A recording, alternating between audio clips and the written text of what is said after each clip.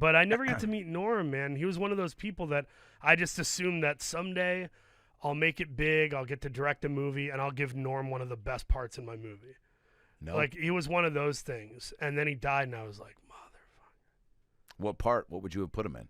I probably would have given him a dramatic role. Like, I would have, like, given him Wow. a good role where he has to actually play, like, an ex-addict who's, like, trying to give a life lesson to some kid in a casino and just, like, starts off funny and nice and then ends up yelling at him, and the kid doesn't know that he's drunk and that he's lost everything. Like, I would have put him in Little St. Vincent. Maybe he's got like a little Yeah, Bill Murray meets yeah. Matthew Broderick in. because he was capable, man. He totally. committed. He also could have been like the guy who like was the head chef on the cruise ship in our cruise movie. Oh yeah. And he just comes up one day and he just goes, "Hey, we ran out of pepperoni, and also, there's a fuck swing There's in the bathroom." I mean, I don't know if it's a fuck swing, but it certainly seems like one. You run a black light on that thing, I'm sure. I mean, how many bathrooms do you know that have a dildo on the toilet seat? Yeah, the way he went in the paint on OJ was like unreal. Oh, he just went for. I mean, he went for Clinton too, and by the way, he should, man. He had this one joke on Go Update for it. that I'll never forget. I think I even posted it, but he was like, he goes, in the recent book from OJ, OJ said that Nicole Kidman or Nicole, what was it? Nicole Brown Swanson. So was it Nicole Brown said? Sorry, he's had a lot of liquid deaths today. Hey, it's Herbert. And you're listening to the About Last Night podcast, you slippery little son of a bitch. About last night.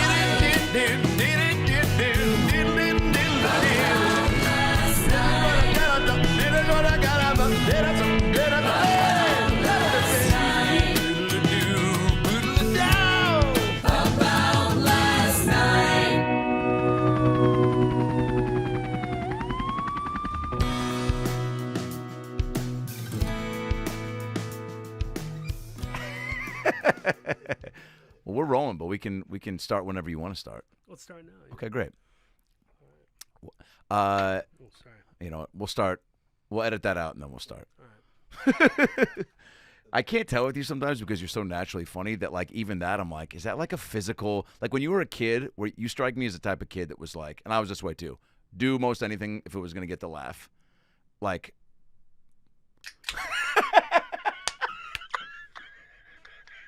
You're 100% right. That was It's all that mattered then. It's all that matters now. You know, I wish I was kidding. I wish I valued things the way I valued getting a laugh. I don't. I know, dude. Nothing. That's all that matters. Hug that mic a little bit more. Yo, Just what because up, we want to hear your pipes. Yo, what up, bro? Do you ever people?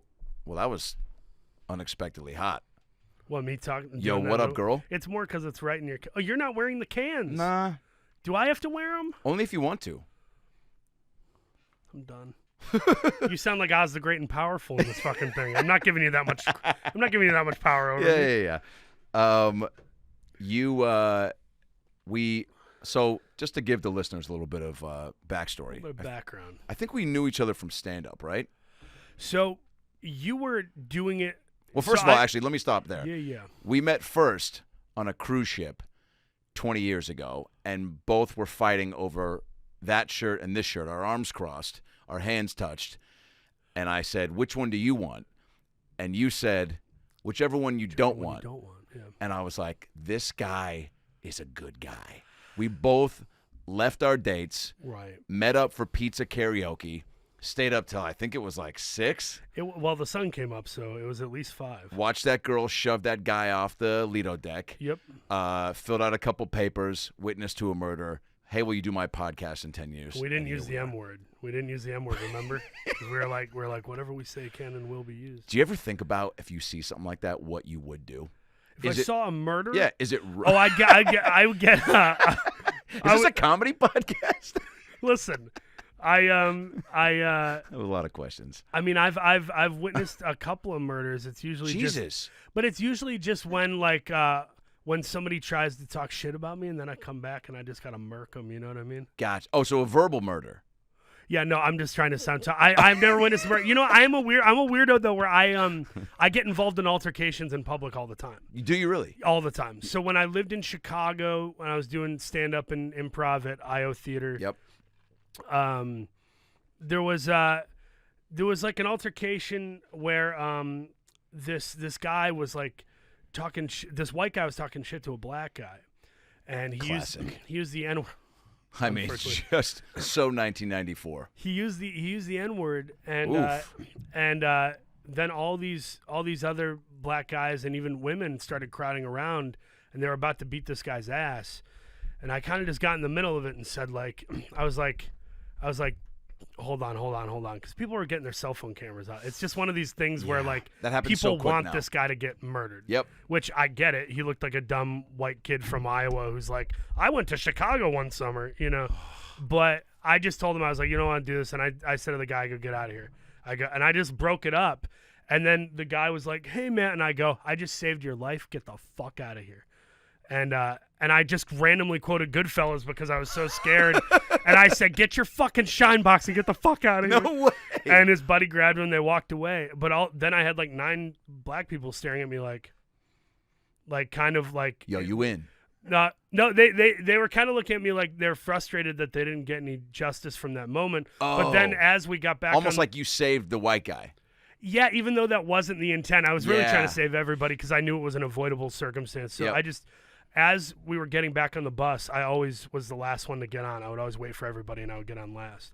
And as I'm waiting, like 3 of the dudes looked at me and went, and like patted me on the shoulder and got it. Like it was a great weird day. unspoken thing. Yeah. But like women who've been like verbally accosted on like LA transit systems, like subways. Dude, I almost beat this dude's ass one time because he just kept saying racial slurs to this really tiny Asian woman. Oh my God. And I just said to the kid, I was like, press the button. See if I don't like playing movie in real life. Because I'll fucking eat you, dude. Dude, not only are And, you coming with like the appropriate amount of like, you know, vigilante type attitude, but you also are saying the right cool things. Like that's what every guy On dreams occasion. of. Is in the moment to On be occasion. like, Yeah. you know, I fight fires without a condom, you know, and then just punch some guy in his dick, you know. And I'm not one of those dudes who's like, oh God, it's Tuesday, I gotta fight. Like I'm not one of these weird guys, but like Yeah. I mean I'm a weird guy, but I just mean I don't like bullying. Yeah. And if I see it in real life, including on a movie set, I've been on sets where like Whoa. somebody shows up and they're like, I'm a producer, and I'm like, really? You haven't done much.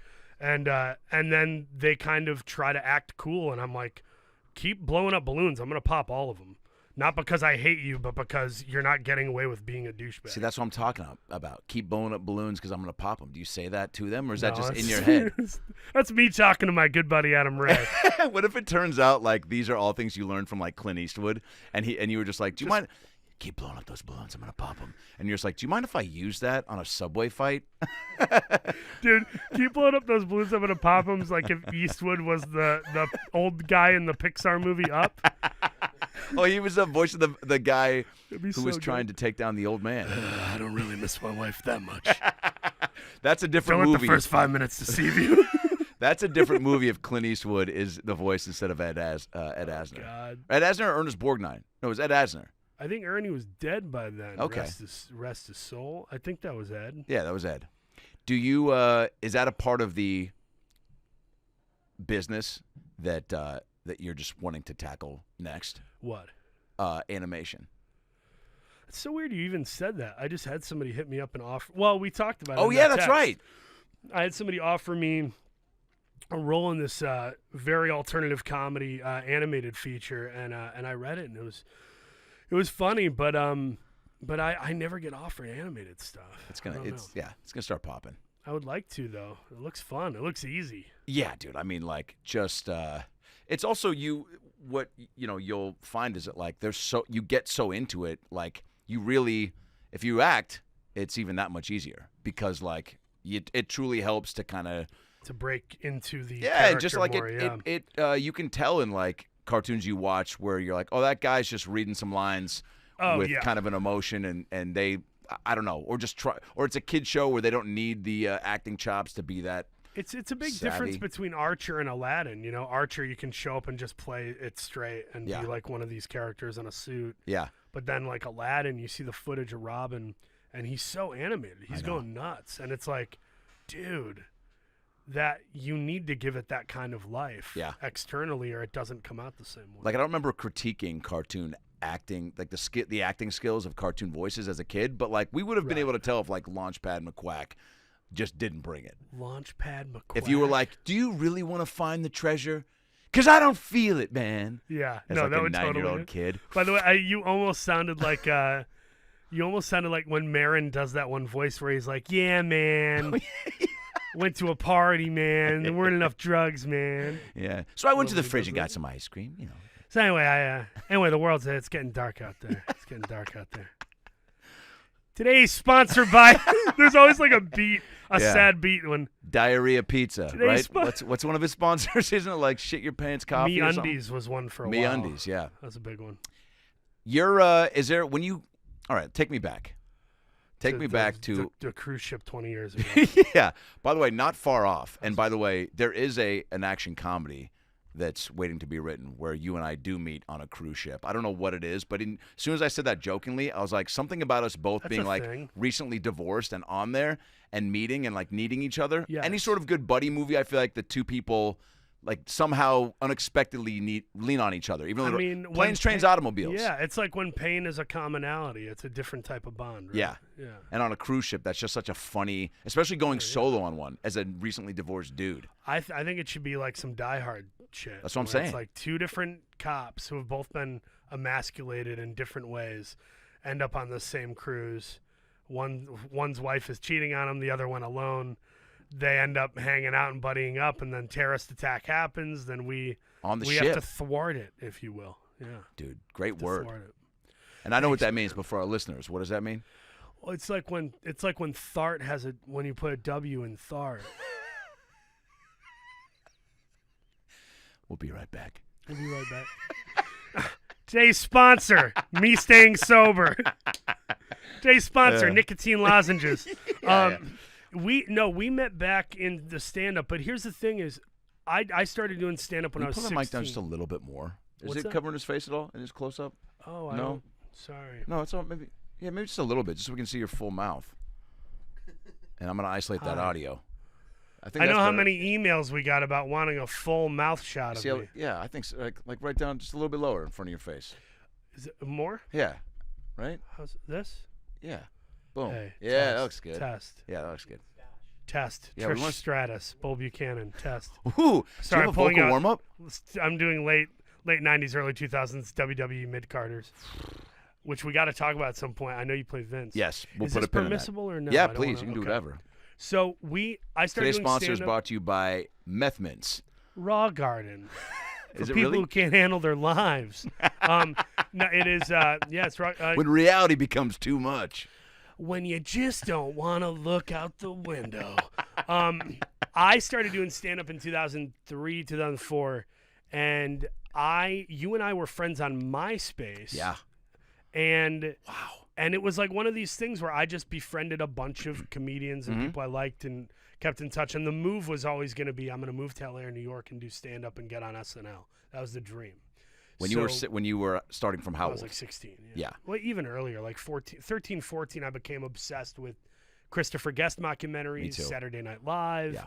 And that was kind of the goal, is trying to do that kind of thing. Sandler, Jim Carrey, right? Yeah, be a male Parker Posey for somebody, you know. Awesome, dude. Because she's so gutsy and great, you Yep. know.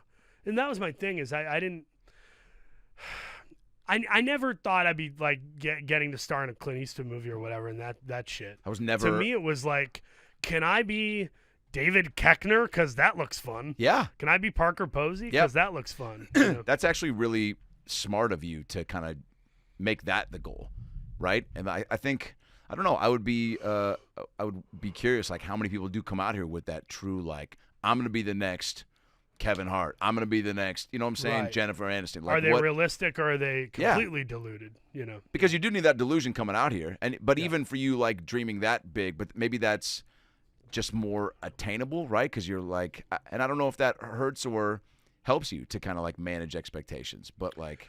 I don't know. I mean, I think it's good to have a middle ground thing. I think the people I don't want to talk shit about people for having dreams. I want people to dream as big as they want to dream, but I also think there are some people who I've spoken to and met throughout the years where I've gone, you don't need to reach the summit.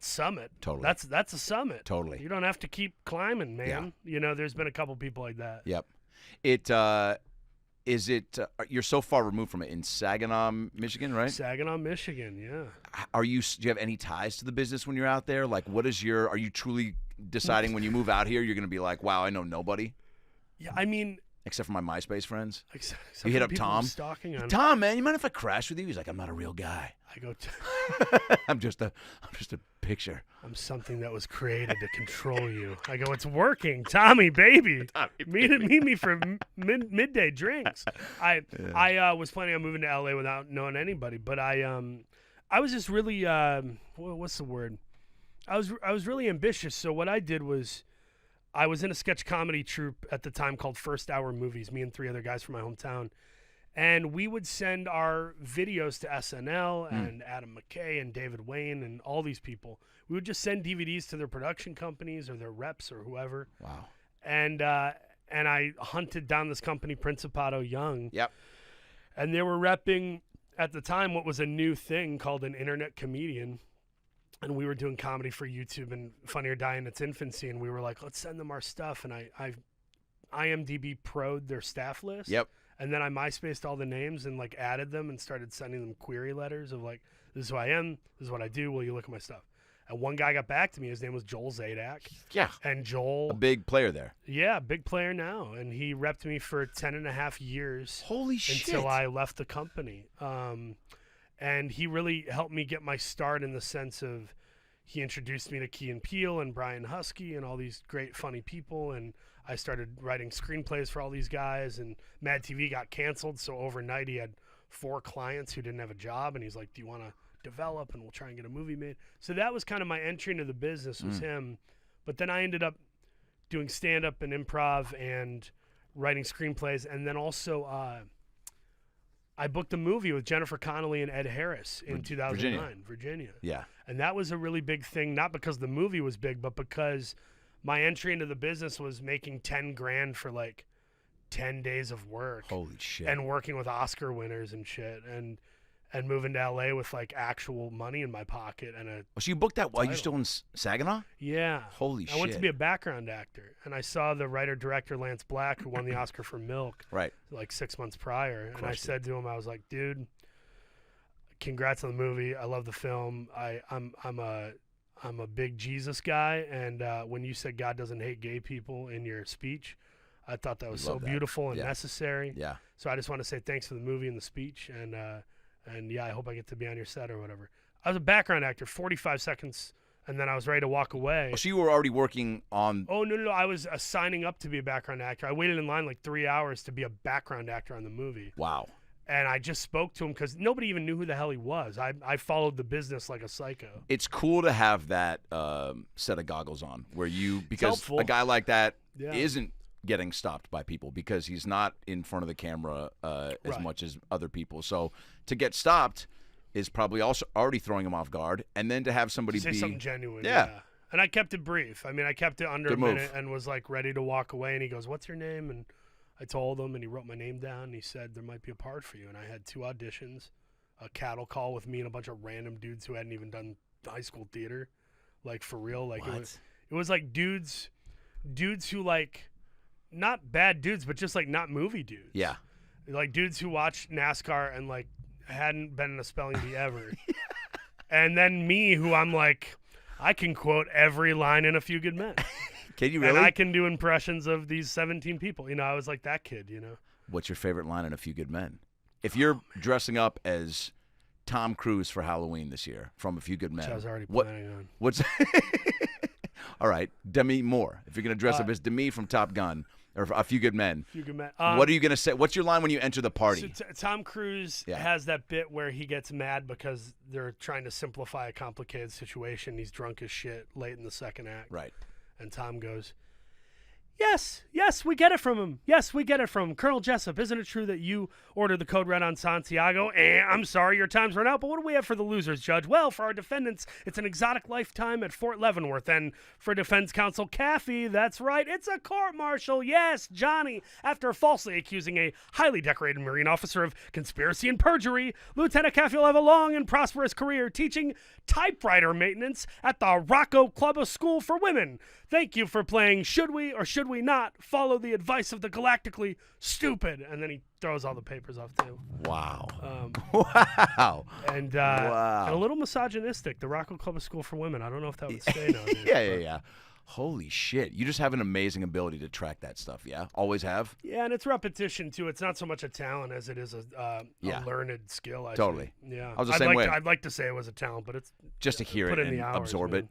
Yeah, I used to do that with Ace Ventura dialogue. Oh, dude, that movie's so underrated. Is there a man. bowling alley upstairs? What the fuck is that? I don't know. Do we know what that I is? believe a demon is having a water birth.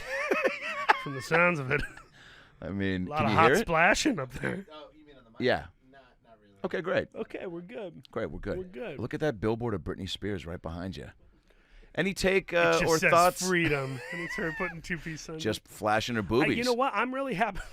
On I'm Instagram. really- You haven't seen that? She posted all these like See, these are the kind of things I don't need you to provocative, tell me about. Why do you tell me provocative this? I nude. don't need Maybe that. not nudes, but just her. I think she was covering them, being like, "I'm free now," which when I think about it, if I just got out of a conservative, You said it right the conservatorship. first time. if I just got freed from my dad, I'd probably be posting a picture with Sound my like a hand. Mennonite. with my My father finally freed me. I'd like to try one of these bars. I'd probably post my hands covering my ball shot on the gram, just to be like, "Take that, Dad! I'm out on my own. I can go to Yeah. the Mac store and And Applebee's Bert without Kreischer, a." that's just a Wednesday, right? That's just a It's just a Wednesday, man. Wednesday. Shirt off, just to He's build the been brand. free, but he's just going to take that photo. Any take on that? Do you follow that type of topical news? What? Britney A little Spears. bit. Not as much as I used to. I used to follow everything. All and the then pop gossip. The possip, as we called it in my group. Dear, what is that? Are you? Do you want to give a shit? You would give a check? Sounds like if curdled milk could speak. It's very What dynamic. if there was some sort of like crazy kidnapping? What if that's where Brian Laundrie is right now? Oh, that's the guy who. Yeah, that's the guy that's on the run. Oh man, that's another story. That's another story. Are there any good stories? I guess Britney's is good. Britney's is great. Showing some flesh. Yeah. She's not scared anymore. No. I mean, that's She great. there is a. I know the stories that are always like they get the. By the way, can we give gay men credit for Britney being free? How many gay men like fought Yeah. tooth and nail day? And I'm not making a joke right now. I'm No. dead serious. Yeah, that's who so led the many charge. gay men rallied around her and like made a thing of it, and like from viral videos to literal folded hand prayers. Like, Yeah.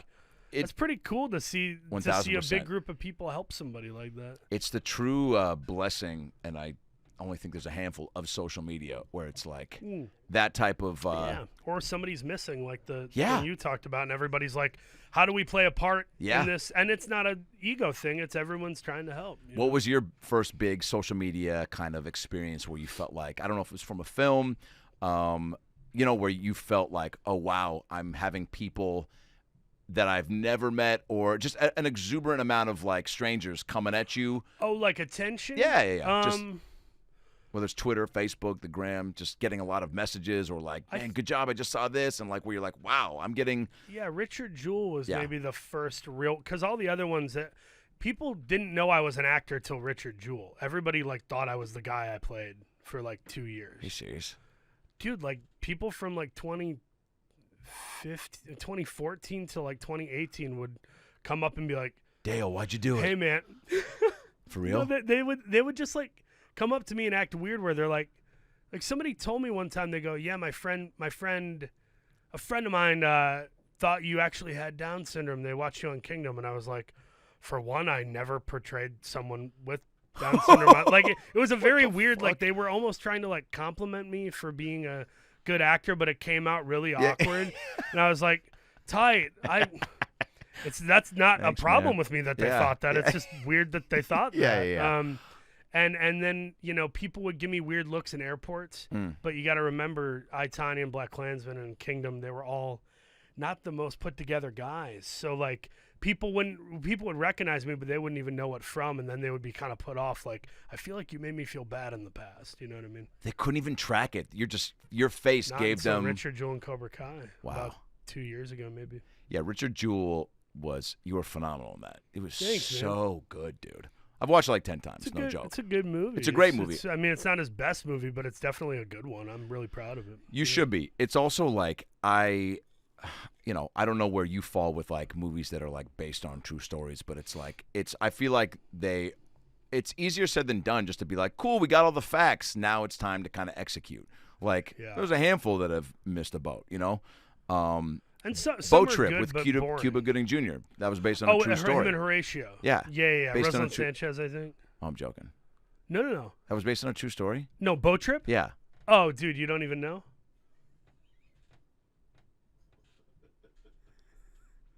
This Liquid Death is really good. Dude, you're a good actor. I'm just a dick.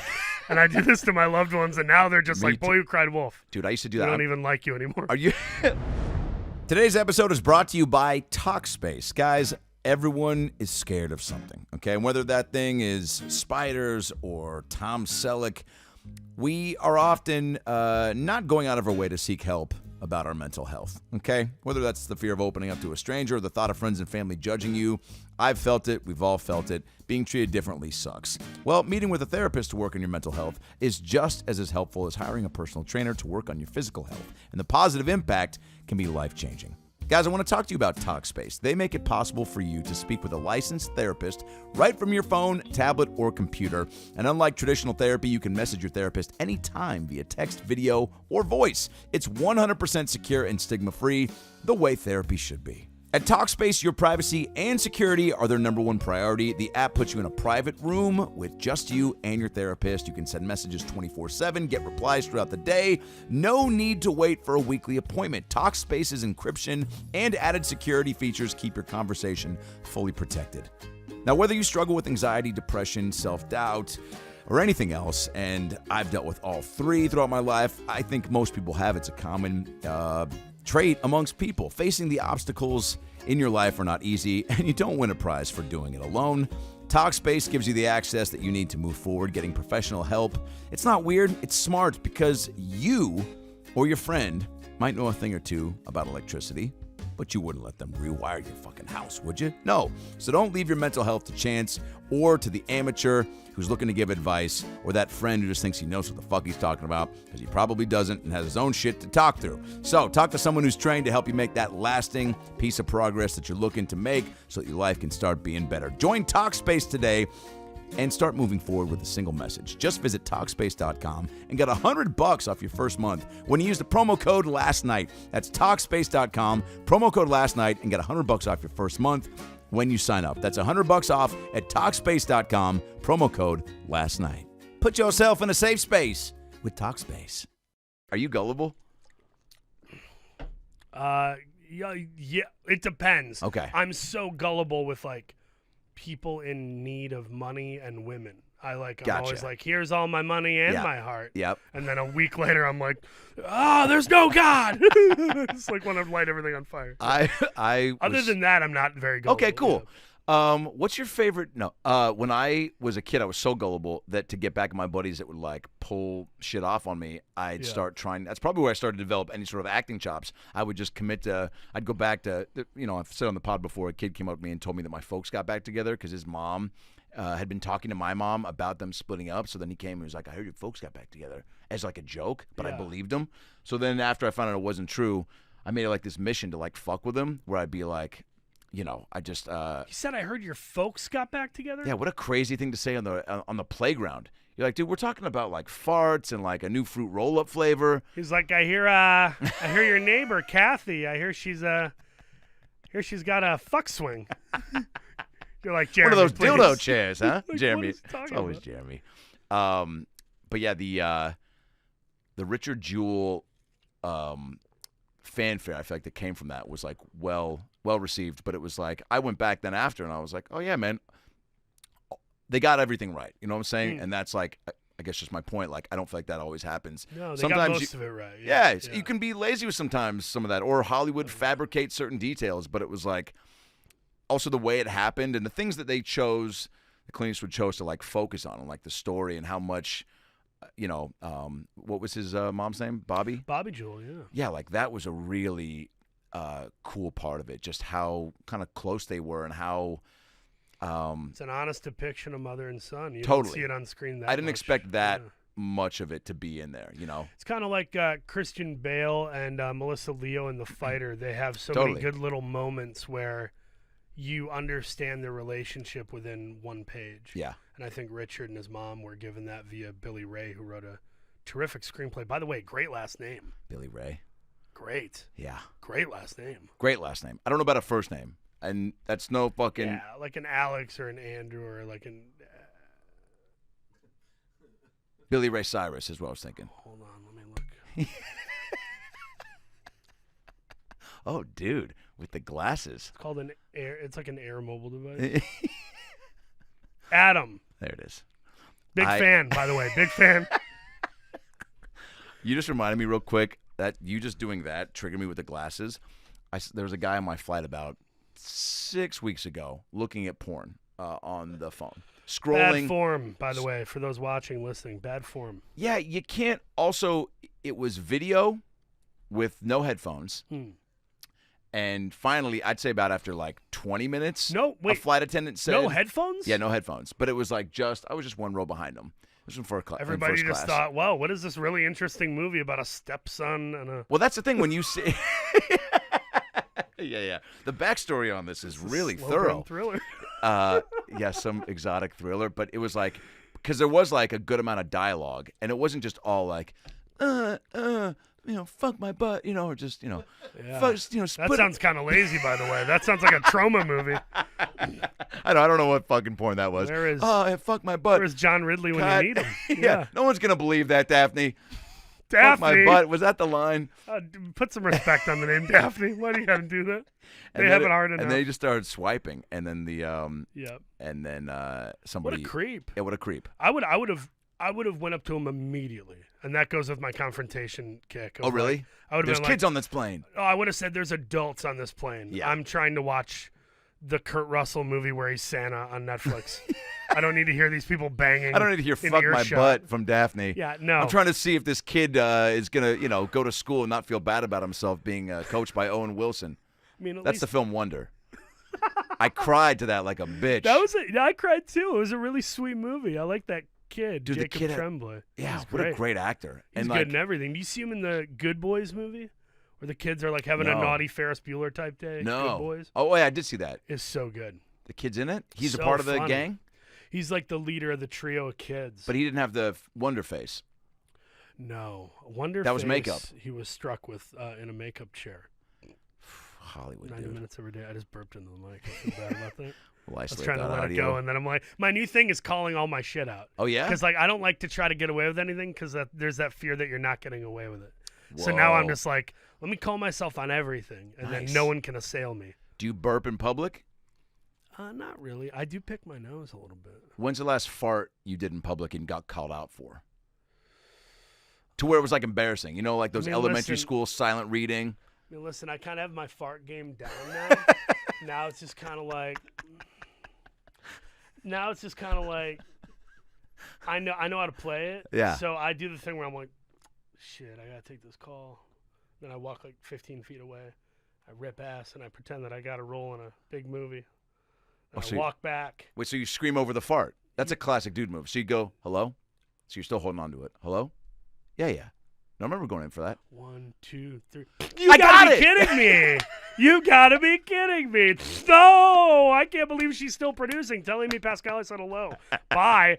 And then I walk back and I'm like, guys, I'm just spraying this Axe spray because I'm so hot out here. And then I'm like, anyway, I don't know if I'm going to do Transformers 8. You guys don't mind a little mountain claw, do you? So bad. I remember I actively bought an Old Spice body wash called Wolfthorn one day, and I was like, sorry, Wolfthorn? I got to take a look in the mirror after this purchase and ask myself, who are you? Who? Wolfthorn. I hope it was one word. And I hope the font was loud as shit. It was. Even the gal behind the counter at Rite Aid was like, "Are you sure about this purchase?" Last guy who bought this, he murdered his parole officer. Oh shit! Wait, so when you're being directed by Clint Eastwood, is this like it happens all the time? I mean, I'm kidding. You mentioned like that's one of those things you can't dream about when you're moving out here. So is it like it's just silly? When you even get, let's say, I mean, how many auditions to get in front of them? Was it like an initial thing where you were like, also, second question, when you saw it, were you like, I fucking got this? No, it was, I was in Thailand doing The Five Bloods for Spike Lee at Netflix. Yeah. And at the time I was sober too, and I was alone. I didn't have the money or the brain to have like a friend or assistant there, which I should have done. Lonely in Thailand by yourself? So lonely, and I'm not well traveled, so it was like there was a big fear of, just being in that environment for me. And what made it kind of compounded was just like I'm not drinking, I'm not socializing as much. I have a ton of time off because I'm just a supporting character, and I don't have any company. And every time I walk outside, there's like 17 prostitutes trying to give me a massage, and I'm like, this is not good for me. So is it really? I got to the point where I just barricaded myself in my hotel and didn't go anywhere after like the second or third week of 7 weeks.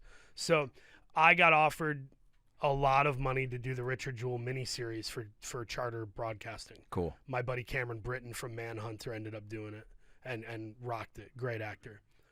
But 3 days after I got offered the TV Richard Jewell thing, they said Clint wants you to star in his new movie, and I'm like, that doesn't sound like a real thing. I go, what is the project? Is that an email or a phone call? Phone call for sure. Yeah, you can't email it. and I've deleted. And so I said, what is the movie? And they said the Richard Jewell movie, and I was like, are you telling me I got offered the same character in opposing competing projects within 72 hours? They're like, yep. One is a huge money offer. The other is just verbal from Clint's producer and casting director. And they go at the exact same time this summer. One's in Pittsburgh, one is in Atlanta. And the movie's at Fox. Disney bought Fox, and Clint only works at Warner Brothers. So he's currently in a fight to get the movie at Warner Brothers. So I'm like, guys, this is not breeding trust. Like, I'm really worried that I'm going to say yes to Clint, and then it doesn't happen, and I turned down a ton of money. Man.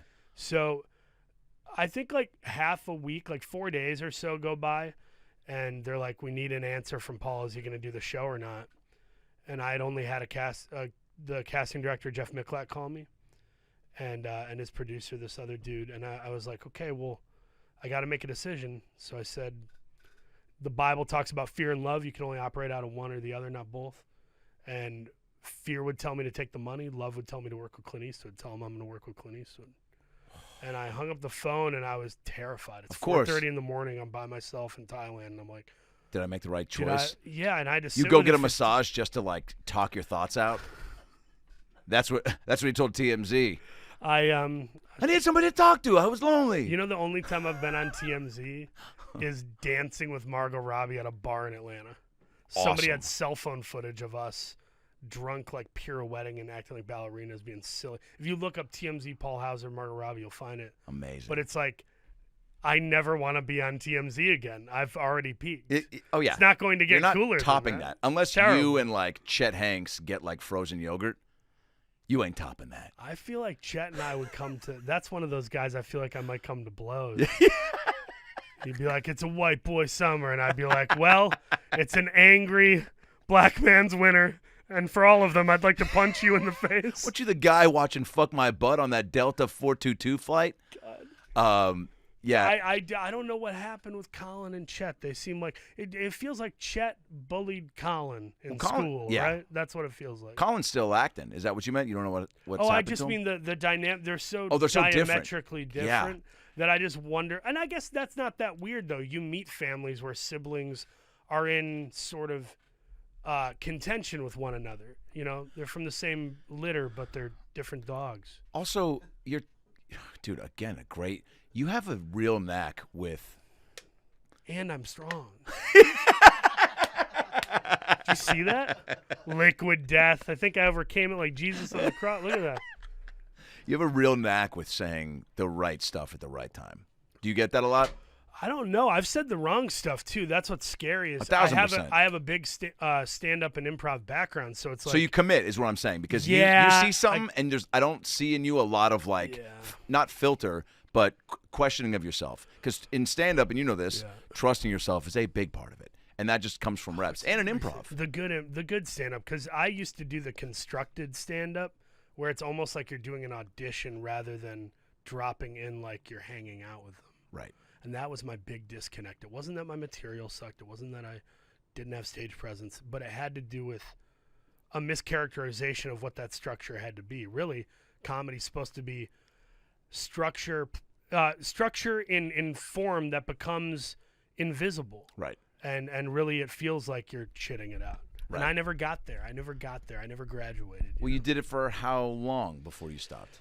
Like 12 years, but I didn't do it with the constancy that these guys and gals who are like, well, I deliver sandwiches 6 days a week in New York, and I'm going up at night at 3 different places, and I'm rushing to get there. I never did that breakneck version. But I mean, there's only so much I could do. I mean, we're right by the Comedy Store. I can't tell you how many times I performed in the Belly Room and tore it up in front of 38 people, or how many times I would do the main room and be the best one on a lineup. But like, I never got invited. Nobody ever extended the branch to me in that setting, because that's really not what that setting is anyway. It's not really a, hey kiddo, you're finally on the team. It's kind of hard, man.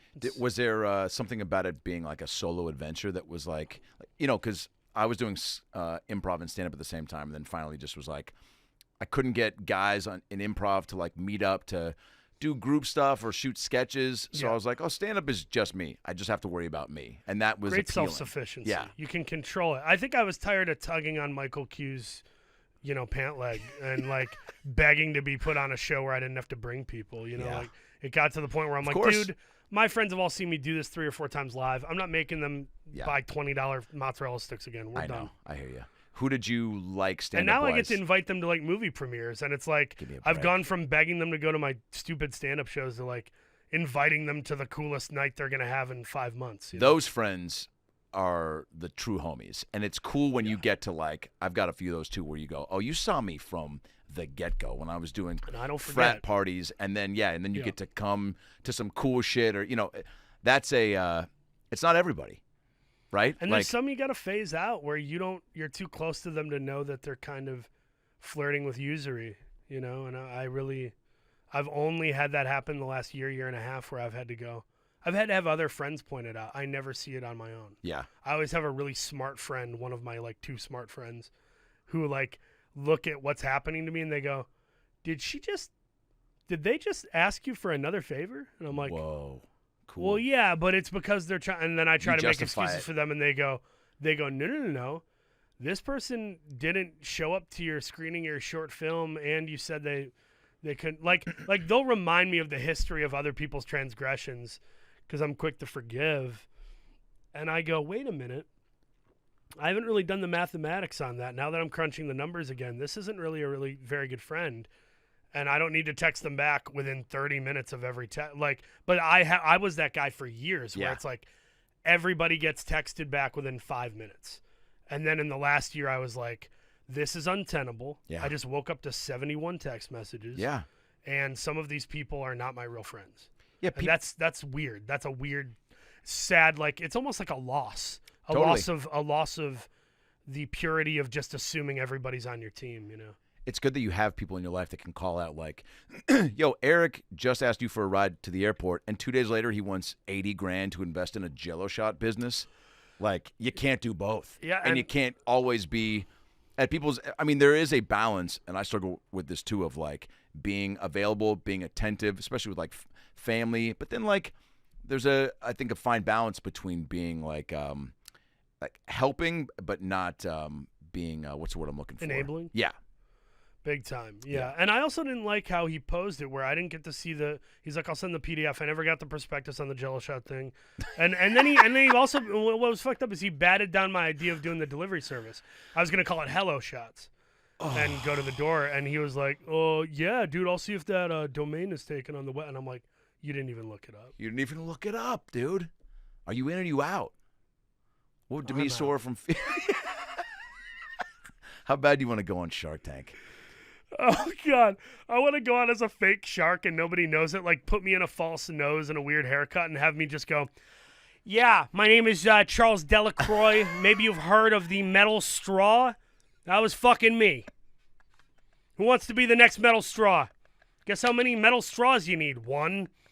Put it in the fucking washing machine or something. It'll still work. Like the idea that he's I want also 89% of your company for $25. Take it or leave it. 2 words, rolling residual.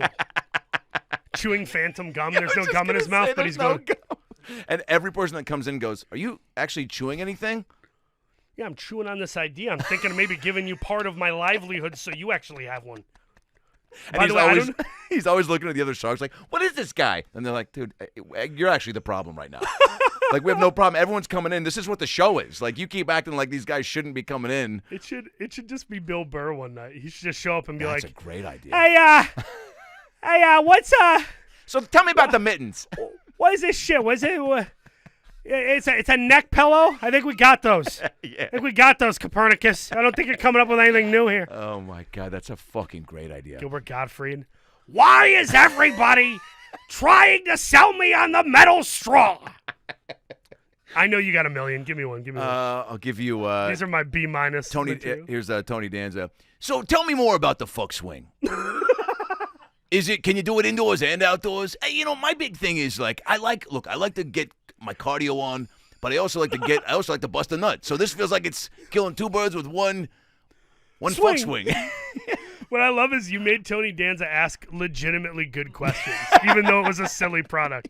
He's like, all right, so who are we marketing this to? What's the demo?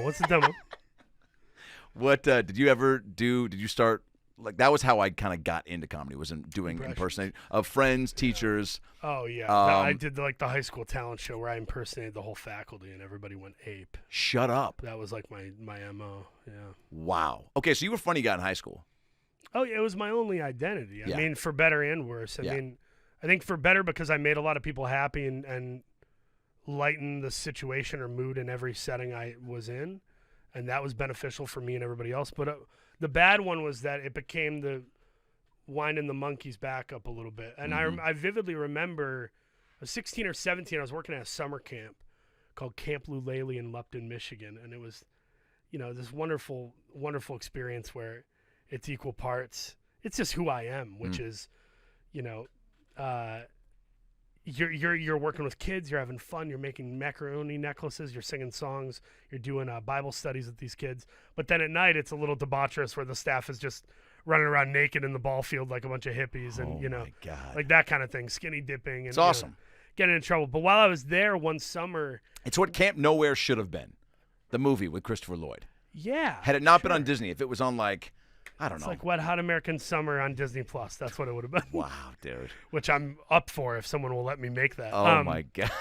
I just had a moment where we were out one night, and there were like 7 of us, and everybody kind of paired up, and I didn't have anybody to kind of get under a blanket with. And one girl said to me, she goes, Paul, make us laugh. And they're all laying out by the water under blankets, and I'm standing there alone, and Paul, make us laugh, and I'm looking around and they're all laying on the ground looking up at me, and I was like, I said to myself in my head, I go, I don't know what this feeling is, but whatever it is, I don't like it. And I walked away with my Sony Discman CD player, portable CD player, and I just like listened to Tom Petty and Dashboard Confessional by the water, on the water by myself. This ruined moment is right, just fucking, I love Dashboard. That was you were trying to do this ruined puzzle? Yep. My man. Nobody cares at all. Yeah. Yeah, dude. What? Screaming Infidelities. Screaming Infidelities. Brilliant, Screaming Infidelities. Your hair is everywhere. Screaming Infidelity. Dude, that guy was so sad, but so... I love that guy. I've seen him live like 6 times. I just think he's a really good singer. And all the guys in high school were like, oh, yeah, little sad like Dashboard? guy, emo, and the guy with the journal who's like crying every concert. Oh, sorry, every relationship didn't work out, but you got a great song out of it. I feel so bad for you. You're like, all right, you're the principal. Take it down a notch. Yeah. Why are you so emotional? You're my math teacher's husband. Why are This you is a even lot here of today? info, It's Dan. weird that you're wearing that trench coat. No, it was. So you hit play and you're listening to. Dude. Isn't I it was amazing? So schmaltzy. I used to listen to Fire and Rain by James Taylor Love. and think about my crushes. Like, Love. I was such a dumb little. I used to emotional listen to teenager. "Can You Feel the Love Tonight" from the Lion King soundtrack every night for about a week after my 6th grade girlfriend broke up with me. Oh, I'm sorry, man. Is it Yeah. still kind of? It has an echoing effect. Not over it. Can you imagine? You just go, okay, man, this has been fun. Is the door that way? You go Becca, Becky, Rebecca, God, Janet. Rebecca, Becky. I go. Her name was Janet. I dated a Janet in the 6th grade. A Janet? Yeah, and she wasn't Did a she teacher. grow up to be born in 1948? What did she do Isn't for that a living? crazy? Time travel? Dude, anytime I would hear Elton John after that, I'd get triggered. Isn't that crazy? Yeah, man. Still Anytime the only way I I'd can achieve an hear- erection. Is what? Can you feel the love tonight? That and Spice Girls, Wanna Make Love to You. Ooh, that was a hot baby. song. You remember that music video? It felt like they were inviting you, a child, to be like, just come upstairs. Your parents aren't here, right? Like, it was just I such could a teach you a weird couple transition moment for me and a lot of young men, that Yeah. music video. It was very like they were all Seductive. looking right into the camera, but if you were by yourself and you had any sort of a boner, you were like, "This song's for me." Oh, yeah. And they're trying to get me to do some things. That I'm not sure I'm allowed to do. My age, case in point. I need to ask like a relative. I need to sign something. Yeah. My uncle would just be like, listen, kid, you got This- 30 minutes. Your parents are coming back. If the Spice Girls want you to do things with your tongue, but- you do it. Are you the even- voice got so creepy. Listen, Tony kid, Danza. I went from being your uncle to being the kind of guy who looks like Michael Rispoli. No, yeah, they helped me grow up, man. Carmen Electra helped me grow up quite a bit. Yeah. I'm not sure I like the effects, though, of what Yeah. teenage lust does to an adult man. Everyone Because goes through it. It's human. It's so universal. It's Yeah. absurd. But I mean, there's that thing of you do start to judge women totally unfairly without any realistic gaze of what the fuck you look like. Yeah. And there's that weird thing that men are just like transformed into these stupid thinkers when it comes to the realistic nature of what your significant other should look like. Yeah. And that starts when you're 12 watching music videos. Yeah. Music videos so sexual when we were coming up. Dude. You know, like that's not even a It was. source of stimulation that kids get anymore, right? Like there's no. They're not watching. They're skipping. They're stimulated by. They're not even stimulated by sexuality or sensuality now. Kids are stimulated by being agreed with. Whoa. They get off by going, "You agree with me? Yeah, me too." That's the whole deal now. It's just like an army of a growing army of commonality. It's really bizarre. If this were an episode of Dr. Phil, and you had just said that, I feel like his next line would be, "Where did he touch you?" Hold that thought. We'll be right back. He touched me on the cruise ship. Then he lied and told everybody we were friends the last 20 years. Fucking Adam Ray. Billy Ray's name triggers the moment just hearing Ray. Manta Ray. Wait a sec. Stingray, my character on Cobra Kai. Stingray. I asked him to change it. It reminded me of Adam. I don't know how I turned into George. I almost said George Clinton. Bill Clinton. Dude, I'm halfway in on that impeachment show. That's crazy. Clive Owen as Clinton. Oh, you're watching it. Yeah. Wait, you booked a big one. You booked some big limited series. What was that? Can you talk about it? Oh, This is my podcast now. I don't know if I told you. playing Nixon's press secretary. Is that what I told you? Yeah, I think so. Yeah. Yeah. In the my buddy Ike is in that. Ike Barinholtz. In Gaslit. Yeah. Yeah. Yeah. About That's amazing, Watergate. dude. Yeah, it's cool, Congrats. man. Yeah. They're not just giving those roles out. That's a really important limited series. They actually did. Okay. Cool. Wait, so you're walking away, make us laugh. That's fucked up. Who is the girl that said that? Do you still remember her? Oh, I don't even, I could venture a guess, but I won't even say it in case I'm wrong because I have such cloudy, unconscious revisionist history. You start listening to music that's just like That fulfilling validates my that- feelings. yes. Yeah, it's yeah. and which I think is important. It's like just we were joking I about still it. do that. Do Yeah. you not do that still? No, 1,000% I do. Yeah, I don't listen to Neil Young all the time. I listen to him when I'm like, God, my soul feels kind of damp, like a leaf in the rain. And I want to maximize this feeling, right? If I'm gonna feel like this, I want to feel it all the way.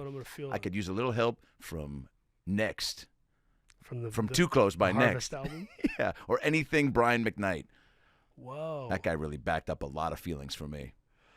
I like number Circa 2 of all the numbers of Brian McKnight's. I like number 2 because it was the most straightforward. It was. Because 1, you're like a dream come true. 2, just want to be with you. Yeah. 3, I think it's pretty plain to see. Are you fucking listening? How many more goddamn numbers do I have to sing about for you to understand? No, let me finish. No, let me finish. We go, dude. It's your stepdaughter's recital. How about Lou Bega?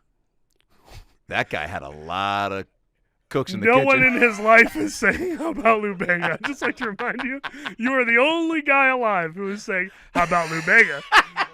Maybe his entertainment attorney in 97? How about Lou Bega? Trying to pitch him for a cooking show? They're like, it's like a Food Network meeting. We're like, all right, who can host Top Chef? How about Lou Bega? Brian, you're fired. Anybody else? I need you. I don't need you out of the room. I need you out the building for that one. Leave your badge. This is the same guy who was pushing Lenny Kravitz on us last week.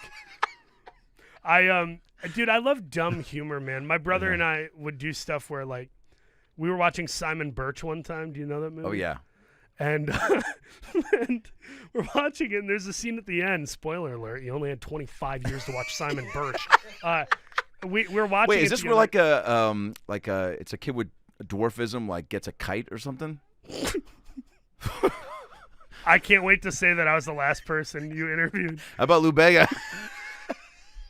I don't know what his ailment was, but he had an ailment. My friend Brad Williams, who's a little Flies person. a kite. He doesn't. My friend Brad Williams, who's a little person. I know Brad. Okay, good. Yeah. Brad said that Simon Birch was like his like Shawshank or something, or his. What do you say? It was like his. I don't know. Fucking heroic drama. Yes. Yeah. Yeah. His anthemic drama. Yeah. He could identify. Like, yeah, it was like the one where they were like, all right, it's gonna be okay. I like the movie. Good What movie. happens in it though? But at the end, there's just this dumb. God, this is gonna build to nothing. So there's no kite. No.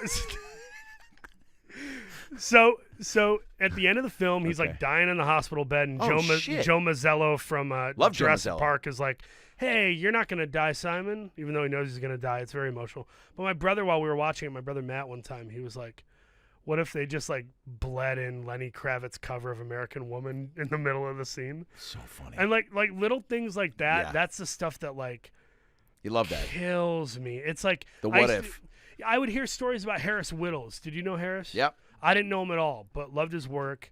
And him and Aziz would have these jokes where, like, they had jokes that, like, Chris Pontius from Jackass had his own late-night show. And it was, like, an inside joke. But then they'd go into pitch meetings with high-powered executives in Hollywood. And they would just slip it in to make each other laugh, where they'd go, so then the second act, the character kind of goes viral. He gets famous. He's on, like, Conan. He's on Good Morning America, Pontius Tonight. And they just bleed through. They would bleed through it just to make each other laugh, and the executives are just like, "Yeah, Pontius." And like, but that is the heart of great humor to me. Is it's not just about the content. Yeah. It's who do you get to share with it, where the reaction and the feeling is congruent. Because the congruency of shared comedy is, I would say it's as intimate as sex, and I know because I've had both. Ooh, and not in that order. We'll be right back. Yo, no. Is that a Lumix? Very funny. Did you just TBS me? Very funny. Paul, you seen Richard Jewell? He knows drama. TNT, this guy. USA, this character's welcome. Oh wow! I was just about to say, what was their NBC's slogan? Peacock in me. I There's can't Peacock stop. in me? I can't stop. I was trying to name every. What was ABC? Oh, when you hear your family? No, what is ABC? ABC? Proud as a peacock, right? That's ABC. No, it's NBC. Proud as a peacock. They said there's peacocking in me. I was like, there's no way that was NBC's. ABC's was is Home Improvement still on? Do we still have Home Improvement? Fuck, I love that I show. don't know. Good show. Those kids all turned into crack addicts, right? How about I'm Lou Bega? kidding. That's me trying to do a Norm Macdonald thing. Oh yeah. I used to love Home Improvement. My favorite thing about Home Improvement is that all the kids turned out to be crack addicts. You totally would have said something. I fucking miss Norm. That was love him to a pieces, big. man. Was he a big And influence on you? what annoys me, it's not like it matters, but what annoys me is the people who, when he died, who are like, "Yo, the guy's a genius," and I'm like, "Can you name anything he's done?" Yeah, please. Did you watch Dirty Work 30 times in the theater? Yeah, I saw it in theaters Me too. when I was like 12, and I shouldn't have even been there. Yep. I love Norm. Never got to meet him. I'm kind of friendly with some of the guys from that Sandler group. I don't know them well, but I'm friendly with Spade and Schwartzman. Schwartzen, yeah. I'm so close to him, I don't know his last name. Nick Swartzen, who I love and is super funny. Norm, man, he was one of those people that I just assumed that someday I'll make it big, I'll get to direct a movie, and I'll give Norm one of the best parts in my movie. No. Like, he was one of those things. And then he died, and I was like, motherfucker. What part? What would you have put him in?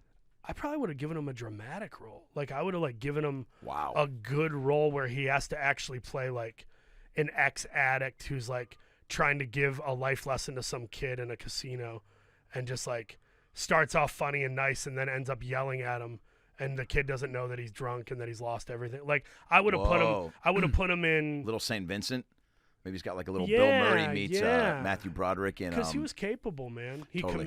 committed. He also could have been like the guy who like was the head chef on the cruise ship in our cruise movie. Oh yeah. And he just comes up one day and he just goes, "Hey, we ran out of pepperoni, and also there's a fuck swing There's in the bathroom." I mean, I don't know if it's a fuck swing, but it certainly seems like one. You run a black light on that thing, I'm sure. I mean, how many bathrooms do you know that have a dildo on the toilet seat? Yeah, the way he went in the paint on OJ was like unreal.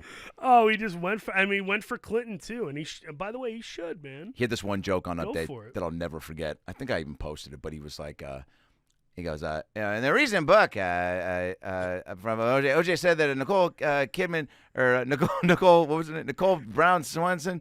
Was it Nicole Brown Simpson? Sorry, he's had a lot of liquid deaths today. Super Nicole messed Brown Simpson. Simpson's her last name because yeah. He goes Nicole Brown. Guys, it's fine. We can laugh about it. Nicole Brown Simpson. OJ said that he loved Nicole. Would do anything for her. Would stand in front of a train or take a bullet for her. Gee, isn't that just the worst? When the one guy that would die for you kills you. Oh my god. And dude, it was like it got such groans. Oh yeah. Because like even the studio and look, what I really took away from that was like great joke, Norm pushing the envelope, like doing what he thought was funniest. But like I'm rewatching this clip and I'm like, wow, listen to the audible groans and like discomfort from the audience being like it's weird because now you look at you do that joke, you'd get the groans would be doubled. But I feel like we're in less of an accepting time for jokes like that. But it was still one of the reasons I feel like I can't even do stand-up anymore is I don't want to lose my whole life because of some random thing I say in front of 70 people. right.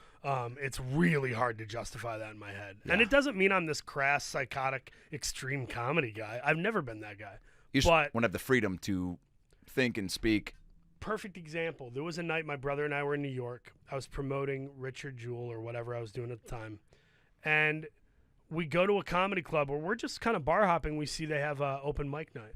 So we just walk in, and it's one of those things where it's like a set piece out of like a Duplass indie movie or something. But like, I just went up and like performed on stage in front of like 7 people. And I had made some joke in there about how I played horrible people. And I talked about Black Klansmen. I said, yeah, I played a racist. And later that night, somebody tweets at me and said, I was just at a comedy show where this guy, Paul Hauser, who's not funny, said something really racist. And I was like, what? And so I hit her back and was like, I said that I was in the movie Black Klansman. I didn't make a racist joke. That's fully incorrect. How could you have gotten there from what I said?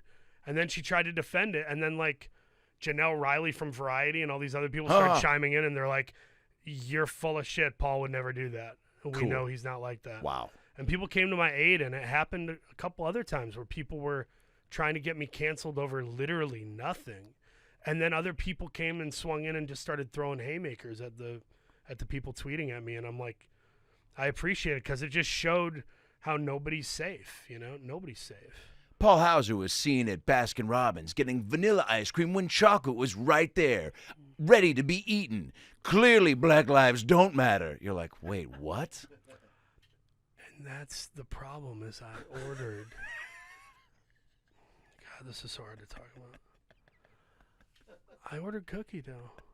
The whole point was like, listen, we're gonna gentrify the white ice cream. We're gonna bring it. We're gonna bring this in here. We're gonna change this. And they, I think that I don't think they took me seriously. Well, when I said that, nobody at Baskin Robbins takes anything seriously. who the hell? You go to Baskin Robbins? Oh yeah, dude. No, it's L.A., baby. Jenny's, McConnell's. What are you doing? Who are they? Is this a? Are you putting me on? Is this a bit? We got you there. We got you there. We got you there. You're on my new hidden camera show called Yeah, Man, We Eat Baskin Robbins. Okay, Psych. you basked me there. I'll admit it. Come on out, guys. Mila Kunis, Ashton Kutcher, get out of here. Yeah. Well, you got smelled. You got shower. Dude, Baskin Robbins is dead to me. Ever since I tried Jenny's ice cream, which is my new favorite. It's on it's everywhere, but it's on Hillhurst by like Lil Dom's. Love Little Doms. Well, when you finish your Lil Dom's, you get that cute little ass down to Jenny's, and you grow it with a couple scoops, babe. If that's not the commercial, at least the Have you audio ever been version. sexually harassed mid-bite of a pumpkin cream sorbet? Well, if you haven't, come on down to... Oh shit. Oh my God. Wait. So I want to finish this story before we wrap this up. Can we pull this mic down a little bit more in front of your face, I'm by the way? Right. Sorry, this is my first time talking. You're fine. A little bit more. Good. Okay. Good. Is it not comfortable? Now is that not comfortable? Okay. No, it's fine. I just don't want to get canceled because of how the mic is. You get canceled for anything. Paul, no. TMZ. Actor Paul Hauser missed his mouth again. Again, guy keeps missing the mark, if you will. By mark, we mean his mouth with a liquid death can. I was in a Zoom meeting for a table read for my new show on Apple, the one with Taron Egerton. I told you about that, right? No. So I played a serial killer in this 6-episode limited series for Apple. Whoa. A real serial killer named Larry Hall. Whoa. And it's me, Sepida Moafi, Taron Egerton, Ray Liotta, Greg Kinnear, Robert Wisdom. Great cast. But when I was on the Zoom for the table read, everybody was talking about like, hey, we just got Moderna, I just got Pfizer, I just got Dumbreka. Like everybody had their like thing. Yeah. And I said that I had Johnson & Johnson. And Record they kind of looked at me. Yeah, they kind of looked at me on the Zoom. Everybody, Ray Liotta, everybody is on the Zoom. Ray Liotta's like, you didn't get Chantix? How come you don't use Chantix? It could save your ass. Well, save a lot of things. Talking about the vaccine, right? His voice is so funny. It's amazing. His voice is really kind of groggy now, where it's like now it kind of sounds like this, like an angry mobster who's actually trying to tell you that he's not angry. It's like that. But we're on the Zoom, and I said to them I had a full glass of water, and I just committed to the bit like we talked about. And I go, there haven't been that many side effects. And then I went to take a sip, and I just poured the whole glass of water on my face, and everybody just starts cracking up. Good for you, dude. And the first thing when I go in the hair and makeup trailer, I see Ray Liotta, and he's like, yeah, the guy that did the thing with the water. It was hilarious. Immediately brought it up. It was You're so that funny. guy to Ray Liotta. That's fucking awesome. And he remembered it. Then he found it funny. He loved it. We Good only for had one you. day together, but I asked him questions about Goodfellas and Cop. One Day with Ray. There's a One Day documentary with I'd Ray. watch. Is it you or is it It's you, Leona? dude. It's you. No. Always goes back to you. Billy Ray. Which Liotta. Ray is it? One Day with Ray, where you follow me and Ray Liotta getting Baskin Comedians Robbins. in cars with Rays getting Jennies and sexually assaulted. Got it. Hello, Hollywood. Hello, Ted Sarandos, my best friend. Teddy Baby, have you looked at the numbers from Hulu? Me neither. So listen. I've got another this Liotta idea. project. Got another one with the Rays. Yeah. Winstone's not available, but I got Adam and Liotta. Well, let's think about the most famous Rays. That's the first name Ray. Liotta. Let's just go back and forth for a minute here. Okay, you start. You said Liotta. Kind of a gimme. I already Let's brought take him him. up. Let's take him out of the equation. Start fresh. Charles. Ray. Oh. God, I was gonna say Ray Charles, Ray Liotta, Ray Charles, Raymond Usher, Raymond. Great. Can we Usher. we can accept that. Ray Finkel. I'm in Crazy Town, and Finkel's the mayor. Melissa, it's Ace. His energy is so brilliant in that. Ray Winstone from The Departed and Beowulf. Beowulf. Great movie to see on a pot brownie at Universal City Walk IMAX. That's what my attacker said too. Oh no. The exact same thing. Wait, so you're playing a serial killer. Who is this guy? Who did he kill? He I mean, not to bring it down too much because it's certainly not a fun story, but he like raped and kidnapped and murdered like a dozen women, but that was like what he confessed to. You got to go back and look at the really damning consistent evidence of what he did, and you'll find there were copycat cases in the same region within like 30 to 70 miles. Wow. So really it was probably more like 25 or 30 maybe that he just didn't confess to the other ones. You know? That's a that seems like a really daunting thing to take on, right? I mean, like it is. You've played, and so this is based on a real guy or no? Real guy, yeah. Real guy, not famous like Charlie Manson. Like I didn't have a million YouTube clips to watch. Like I had to go off. I had like 12 seconds of composite audio and then all the files. That was it. Do you prefer that? I prefer what I had with Richard Jewell. I had like 45 minutes to 2 hours worth of footage. It made it so much easier. Just to fully absorb and just. Yeah, and like once again, you don't want to do the SNL thing where it's a caricature. You're trying to embody the person, but like. What's nice about all that footage is you get contextual clues about a person the way you would anybody else. Right. Just by virtue of people watching. So it's like, it's super helpful to have the footage. I know Jesse Eisenberg said something about, he like tried to drive up to Silicon Valley to meet Mark Zuckerberg, and like the studio called him and they were like, turn around. We don't want you to meet him. Fincher doesn't want you to meet him. We think it's a bad idea, blah, blah, blah. And my thing is like, had I had more time and connectivity, I definitely would have visited him in prison before shooting it. Wow. And I still want to. I don't want to, like, I want to go to Chuck E. Cheese, but I want to, like, I would love to help the authorities, let the show come out. Hopefully it's a success. Let them get wind of it and see if I could interview him or visit him and, like, and try to convince him to give up where the rest of the bodies are or some more information to give closure to the families. When does it come out? Comes out this spring, I think. On for Apple. you on Apple. I would like to insert myself there, assuming it's not inappropriate. I just want to be helpful. Also with it was Dale and I, Tonya, right? Dale was Virginia. I, Tonya was Sean Eckhart. Sean, that's right. How much did you that? You were so again. Richard Jewell is so good, but you were so good in I, Tonya, dude. Thanks, man. I love that role. That role was like you did. John Goodman and Big Lebowski. I was like, dude, okay, this is gonna be so fun. I know how to play this. I'm gonna improvise. You brought a lot of comedy to that too, like that. You made this guy likable, dude. I don't know if he's likable. He's entertaining. Okay, fair split the difference. But I love, dude. We partied a lot on that movie. We had a lot of fun. Work hard, play hard. Now I'm glad I'm out of that phase. I'm glad that at the end of a workday, I'm dying to freaking Postmate some food, watch Netflix, and go to bed. Like I love that. Gotcha. I wouldn't trade that legitimately. Yeah. But that movie was a good time. It sure was fun to like work 3 out of 5 days, have 2 days off, and then on the weekends, Margo and Sebastian are like, let's all play ping pong and drink our faces off. Like things like that were just like. It just made it feel like what I call adult summer camp, where it's like, you know, this is really us soaking in the moment and like letting ourselves get swept up in the fun, you know. Not every project's like that, right? It truly depends on the cast and right? Depends on the cast and sometimes the tone of the movie.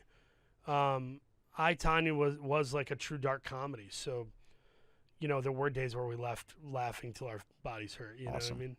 And that's not the case on other stuff. Other stuff is just taxing, and you get in the big cast van and you go back to set and everybody's quiet. Richard Jewell, Clint wasn't coming up to you being like, there's a Dave & Buster's 15 miles away.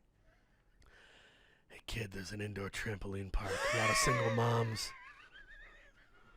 A lot of single moms. What do you say we tuck in our T-shirts and act like a couple of squares, rake one of these ladies in. We went. That was another adult summer camp where like every night, me, John Hamm, Sam Rockwell, Olivia Wilde, sometimes Clint or Kathy Bates would go out and like, let's get a salmon and let's get a steak and 2 plates of pasta and 2 bottles of wine and cocktails and let's just pass them around. Whoa. Pre-COVID, where we're all sharing plates and drinks. Whoa. It was fun. Sam Rockwell legit is in my top 5 favorite actors. Me too.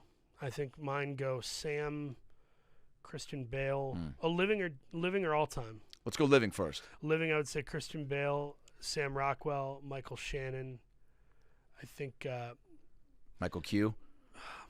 I don't want to hate on Michael Q. No, I love Michael Q. That was a fun callback, and that came into my head, and I wanted to say it. He was Michael Q gave me a lot of spots on a lot of shows too. Michael Q was very nice to me until I just had to stop doing the Bringer shows, and then I became good buddies with TK, and then TK had me do Bringer shows. How many people are you bringing? I need to know for I'm setting up the chairs. Is that TK? And I love TK, so this is nothing I wouldn't say to his face. TK would always text me and be like, I just got to know how to set up the room, and I'm like, that's why that's not a real thing. No, and this is also a part of when you run a successful Bringer show business like TK and Michael Q did, do maybe still. You are, in a way, and you can't help it. You have to. Look, and they always did a good job of spots and pay, but there are people that I'm sure we both done where you're like, wow, I brought 40 people to the show and made you so much money, and you gave me $30 and I went at the end when only my friends were still there. Dude. So, and you're always doing that. So it's like there's an ass backwards way to do it, but those guys at least were you gotta watch the seesaw. If it tips too far one way, that's usually time to get out. Yeah. My thing was, even the first night I ever did the Comedy Store, in I think it was February 2010, I did the Belly Room. I brought like 24 people or something. No, I brought like 19 people, I think. And they told me, we're going to give you $5 for everyone you bring after 10 people or whatever. So I was like, whoa, $45. And then they gave me like $29. They stiffed me like $15. What a weird amount. And I was just like, I was kind of mad, I remember. And then also I had a chip on my shoulder because Amir K and I are friendly now, but like the night I showed up, no one knew me. I was fresh. I was in LA for like 4 months. Yeah. And Amir K saw me with a puppet, and he goes, "Prop comic, great." Ripped it off my hand, threw it across the room, and all the comics started laughing at me and like shitting on me. Oh no! And then I went. Fucking kidding and then me? I went up, and me and Fortune Feemster were loudly the best people out of like 8 comics, and I murked that room with the puppet. And I was that wasn't say, the whole act. Amir, it was just a bit in the beginning. I was gonna say Amir and your puppet are sitting in the back, and the puppet just looks at Amir and goes, "Take that, you bitch." Eat that, you little trout sniffer. Eat that, you little trout sniffer. Too? But where's Paul's hand? Yeah. But for the record, Amir's been nothing but cool to me. Amir's the best. It was one of those things back in the day where a sensitive guy who's new to town. Yeah. And then the moment, and anytime that happened back then, I was like, oh, you just made my set better. Who knows? Now I'm angry. Of course. And who knows what had just happened prior. I give benefit of the doubt. Amir could have just had to follow a puppet at the Improv who murdered, and maybe the puppet was like, hey, I don't want to be the guy coming up next after this. I bet he's got some fucking weird last name with 1 letter. You know, like he could have been. Right. They'll want to be Jeff Dunham. That guy. By the way, how's that not a movie? How's there not a mockumentary film about a Christopher Guest about a Jeff Dunham who maybe him and Jeff were coming up together, and then he was the one who didn't get it, and he's called maybe the movie's called The Stiff. Ooh. And that guy ends up opening for the guy who made it, but he finds out that guy is a really bad guy who like cheats on his fiance and mistreats his like. He won like the America's Got Talent too, right? Yeah. So he got his whole showcase tour, and this guy. This is a movie. This could be a thing. This is really good actually, because then you get those judges played by like Dan Aykroyd. Oh, that'd be the best. You know, as like the Simon maybe. Stunt cast get Peter Serafinowicz to play Simon Cowell or something. Get Peter Sarsgaard to be like the host. That was going to be one of the guys on my list. Oh yeah, finish. I love those. I love Pete Sarsgaard, Mike Shannon, Christian Bale, Sam Rockwell, and the fifth spot might be like Danny Ben Bonaducci. Foster, maybe. Oh. Manny Bonaducci. Oh man, just trying to My think. favorite boxer. Was he a boxer? He did the celebrity boxing thing. Oh, that's I right. told you I used to keep up with the pop gossip. Oh The yeah. possum. Tony Danza, also a big boxer from back in the day. Oh man. This guy, dude, I had him on the podcast, let's say 6 years ago. Oh really? Oh yeah, and he told that's me he's fun. like I used to go put up posters of my boxing matches in like taxi in like the waiting room and be like, guys, come to my matches, and Chris Lloyd would be like, we're not coming to your matches. That was a good Christopher Lloyd. And he'd be like, and then some people will come, DeVito came, and cheer me on, and that's what I want to do. I want to be a boxer, I want to be. His TV thing was just like whatever. I want to be a boxer. I want to be a champion boxer. I want to be a couple of a Wheaties box. I want to have my own meatball. I'm silenced by how good your impressions are right now. You're like my buddy Justin Ruppel. Justin, I know very well. Love Justin. How do you know Justin? TK shows. He's in a Justin throuple and I now. were the guys who would. I know. Crazy. Let's talk about this. How's that not? By the way, forget everything we pitched previous. Forget it. Nothing is more interesting than a throuple reality show. And his last name's Ruppel. That's what I'm saying. I think I told him this. I was like, missed opportunity, dude. One of your hashtags when you announced this wasn't Ruppel Thruppel, Oh man. which is a flavor at Baskin Robbins. You wouldn't know that though, Listen, because you're a Jellies girl, or what is it, Jannies? Jenny's 1N. Let me tell you about Jenny's. Here's the difference. I'm going to tell you the difference between your girl and mine. Baskin Robbins is like, hey, I had my second drink. I'm taking my top off. Above ground swimming pool. What a party. Jenny's is like, I didn't put my degree on my wall in a frame because I already know I'm capable of doing my occupation. Ooh. And I'll get topless, but it's for you, and I won't tell you when. It's just for you, not a bunch of people in my backyard with a above ground pool. Can I be honest? That's the difference. I haven't heard a better explanation. Jenny's has confidence. Baskin Robbins is just running around like a chick with her head cut off because of past trauma. I don't blame her. She didn't grow up in the best environment. You're a product of such things. Oh man. I'm just saying, there's a big difference. And let's not even make it female. Let's turn the navel gaze on the boys. Baskin Robbins is a guy named Tommy. His favorite comedy is Without a Paddle. Now, there's nothing wrong with Seth Green. There's nothing wrong with Matthew Lillard. And I'll even go as far as to say there is really nothing wrong with Dak Shepard. But Tommy thinks that's like the best comedy. And his dad's his hero mostly because he's confident. And Tommy isn't. That's Baskin Robbins. Jenny's, the male Jenny, is I almost said Richard Jenny, but I don't have enough to go off that. You could run for mayor on this platform, Jenny's, by the way. You're speaking like a that's a speaking part like the dumbest person you've this ever is had on the this show. is a part, by the way, I see in your future. Oh, sure. Thank you. All right, we got to wrap this up. That's a part I see in your future for sure. I don't know what future parts you're like, even like now. The male Jennies. The Well, guy, no, like a the guy guy running with the Windsor nut. a No, guy what? like. Did you ever see the campaign with Farrell and Galifianakis? I did. That was pretty funny. Yeah, It was good. but more of a dark comedy. I feel like where you are somebody in office. I feel like. Oh, is I a- would love that. Yeah, man. I feel like you would crush that. I dude. think I'm going to be a better actor when I'm older. Like, I think when I'm like 55, I'm going to hit a really cool streak of playing like evil politicians and like dads who have lost everything. Yeah. And I just like, I think everybody's going to be like, I think in like 20 years, everyone's going to be like, dude, Paul Hauser's a really good actor. And then some people are going to be like, the guy from Cobra Kai? The guy from all those Jenny's commercials? The guy who's way too passionate about his faith? Like Philip Seymour Hoffman in Savages, parts like that. Yeah, man. Love. Phil and Daniel Day-Lewis is my number one, and then when Phil yes. died, I reassessed and I went, nope, Phil's my number one. He was on. Phil Hoffman, man. Real Phil dude. and Chris Farley, those are Yeah. my two. When I accepted an award at some award show, and I gave a speech, and I just said, I dedicate this to Phil Hoffman and Chris Farley, the guys who Whoa. made me believe that there was a place for me in Hollywood. No way. Yeah. It wasn't like the Oscars, but it meant a lot to me. That I saw that. I think part of that speech that was for Richard Jewell, right? Yeah. Yeah, that's a big award. Yeah, I think it was the National Board of Review, and then something in L.A., the Hollywood Film Association. Yeah, like a Game Changer Award, right? Was it what it was? Or like, yeah, you got like a breakout role? Yeah. Oh, Yeah. yeah, that's on YouTube. So Yeah. we put that on YouTube. It was very cool, man. I gave some love to Anton Yelton at the end, who Yeah. I miss just like Phil. Anton was just a real artist, which I used to make fun of that word. I think it's so really? cringy, like, yeah, we're artists. I'm doing a chewing gum commercial.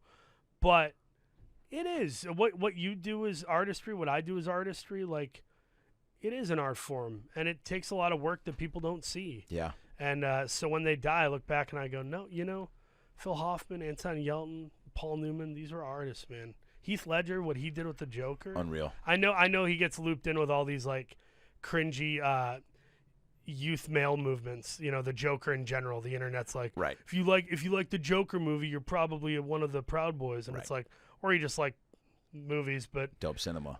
but I always looked at it like, man, what Heath did with the Joker, who thought someone was gonna do Joker better than Jack? Like, let's leave on this note of anyone listening who dreams about doing anything cool. Who ever believed that Heath Ledger, the guy from 10 Things I Hate About Brokeback You. Mountain and 10 Things, is going to be a better Joker than Jack? And in my opinion, he 100% was a better Joker. Me too.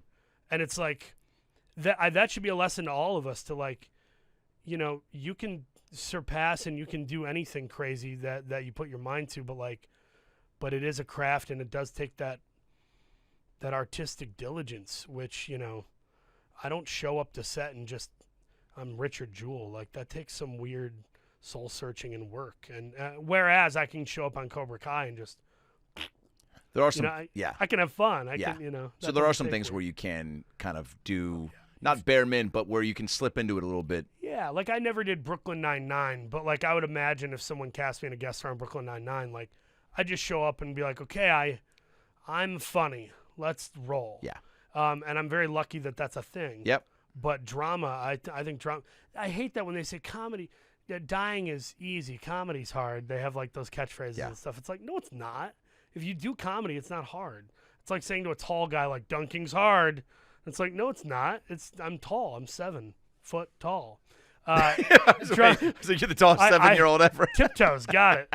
But drama, I really do believe drama's hard, and, Yeah. and that's why my heroes are not all SNL alumni. They're mostly these warped character actors like Rockwell and Mike Shannon. Well, you're one of my heroes, especially because when I reconnected with you at my show That in the was round funny. at Supernova over on Hollywood and Whitley, go check it out. That They have show killer is shows incredible. all the time. And I look in the audience and I see you, and you were wearing, what T-shirt were you wearing? It was because I saw that first. I constantly wear pro wrestling T-shirts. Maybe it was a wrestling shirt. It might have I been. don't remember. And it was something where it just was, if there's a shirt that sticks out sometimes, I'm looking to make some Sure. small talk bullshit. I saw it. It wasn't a Dr. Pepper shirt. I feel like it was something. Pepsi. That's what it I had was. on like a vintage old school Pepsi insignia. So I saw that, and I didn't know what was going to come from it, but it just made me want to start talking to you. And then I looked down at the shirt first, and then kind of did a pan up to the face and was like, mid-bit while I'm talking. Like, I'm just registering this. And I was like, oh, shit. So then I was like, well, now I'm not going to, like, involve you or bust your balls or call you out. You actually just were really nice. You, like, complimented me, and then suddenly Well, you got a up to dozen leave. people looked over at. Well, it was before I left, because after you were the first person to point it out. Then Brad and a couple other people went on, like 3 other comics, and then every comic had a moment where they'd look at me and like give me like a nod or a wink of respect or call me out. And then you came up after like 3 other comics, and we're gonna do the bit with the piano guy. Yeah. And I was getting up that's to right. leave, and you were like, Oh, that's you right. did a big thing, and like just were like, ladies and gentlemen, Richard Jewell or whatever, and I was like, holy shit. No, I was like one of the greatest actors of our generation. And then you started to walk out because you're like, I go, really, Paul, was you're a little leaving? And you go, embarrassed. sorry, man, I got to get to something. And then I went up there with Avery Pearson. We started doing some piano stuff. And then we started improvising a song about you leaving and like walking out on our dreams. And you just, dude, in classic, like, true artist comic, like just gangster fashion, you slowly turn as we're singing to you and you start to walk back. You put your finger in your mouth and you do like this funny thing, and then you start doing this you did like a high kick and a spin. I danced a little bit and I took my shirt off. You took your shirt off, and then you just start and people start going nuts, and then once people start to kind of pick up and be like, oh shit, it's fucking that guy, and then everybody started really just getting into it, and then you had this moment at the end of it where you closed out the whole bit, where you just you almost felt like you were in a trance. Yeah, I acted like I broke the trance, and I felt my body and went, oh, and quickly quickly covered up and ran out, dude. And it was just very few people would take that on, and that was awesome. At the end of the day, I don't need to be remembered for working with Clint Eastwood. I definitely, whenever God calls my number, I really hope the only thing anyone focuses on is, oh, that dude dropped his pants at my high school graduation. It was the greatest. Like that matters to me exponentially more than because at the end of the day, isn't it just fun to make people laugh and just goof around? Yeah. And when they think people are nobody knows who I am still. It's still a thing where I'm still trying to make my way. But when people do call me out, it's way more fun to lean into who I am than lean into who they think I might be. Love that. And so if I can spill a drink on myself in a Zoom to get a joke, or keeps you make an right? announcement in public that's unnecessary. Yeah. It's about self-amusement, giving them a memory, and they get to have fun too. I love that. All right, we're going to close this out. Inside the Actors Studio was one of my favorite shows. R.I.P. James Lipton, not here. You no doubt would have been on at some point. So we're going to do Lipton's 10-question final questionnaire to get to know Paul Hauser. W, right? Paul W. Paul W. Hauser. First question. Here with Paul W. Hauser. Paul, what is your favorite word? My favorite word is probably recalcitrant. And what the fuck does that mean? I think recalcitrant is at least alluding to someone being uncooperative. I love that. What is your least favorite word? My least favorite word is oh God, I think my least favorite word is probably no. It hurts too much. What turns you on? What turns me on? Sexually or not? Sexually, tan lines.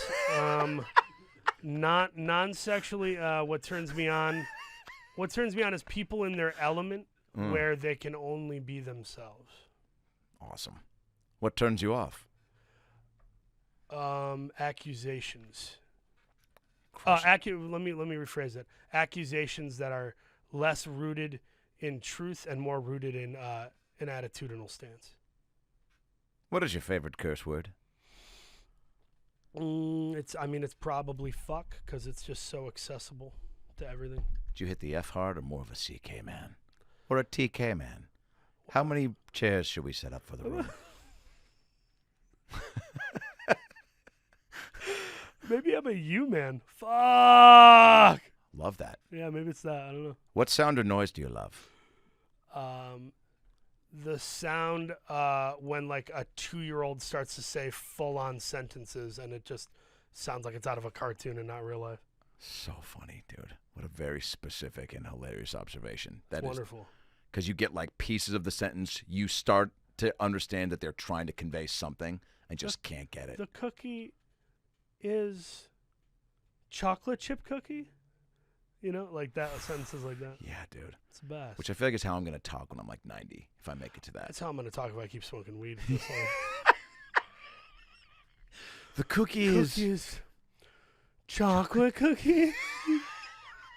Paul, we've been done with the podcast for 6 real hours of human time. Paul, they're closing the 7-Eleven, man. We got to go. You're dying a liquid They're death. closing 7-Eleven? I thought they were 24 hours. The 7-Eleven is 24/7? If that's not, that sounds like a Tony. Put it in a meme. Make me internet famous. That sounds like a vocal warm of Tony Danza back on the set of Who's the Boss.